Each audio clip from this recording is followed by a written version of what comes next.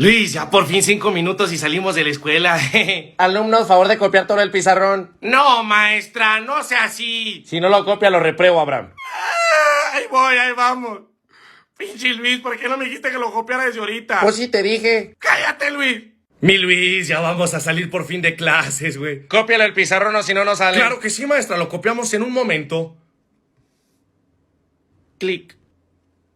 Listo. Hasta mañana, maestra. Tengo un hermoso día. Vámonos, Luis, a las maquinitas.